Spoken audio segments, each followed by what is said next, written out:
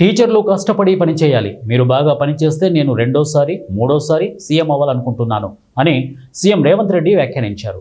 ఈ విషయంలో తనకు స్వార్థం ఉన్నదంటూ మనసులోని మాటను బయటపెట్టుకున్నారు.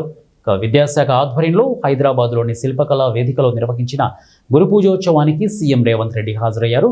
ఈ సందర్భంగా మాట్లాడుతూ ఢిల్లీలో కేజ్రీవాల్ సీఎం కావడానికి విద్యాభివృద్ధే కారణం. మీరు బాగా పనిచేస్తే నేను రెండోసారి, మూడోసారి సీఎం అవ్వాలనుకుంటున్నా అని పేర్కొన్నారు. ప్రభుత్వ పాఠశాలల్లో కొన్ని చోట్ల ఫుడ్ పాయిజన్ ఘటనల గురించి తెలిసినప్పుడు తనకు బాధగా అనిపించిందని చెప్పారు. అందుకే టీచర్లు కూడా పిల్లలతో పాటే మధ్యాహ్న భోజనం తినాలని సూచించారు. అప్పుడే విద్యార్థులకు నమ్మకం కలుగుతుందని పేర్కొన్నారు. అప్పుడప్పుడు తాను కూడా స్కూల్లో భోజనం చేస్తామని తెలిపారు.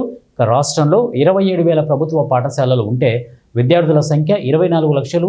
ఇదే సమయంలో 11,000 ప్రైవేటు స్కూళ్లు ఉంటే విద్యార్థుల సంఖ్య 34 లక్షలుగా ఉంది. దీనికి కారణం సీఎంగా నేనైనా అయి ఉండాలి, లేదా టీచర్లైనా అయి ఉండాలి, లేదా పాఠశాలల్లో సరైన వసతులు, పిల్లలకు నమ్మకం, విశ్వాసం కల్పించే పనిని ప్రభుత్వం చేయకపోయినా ఉండాలి.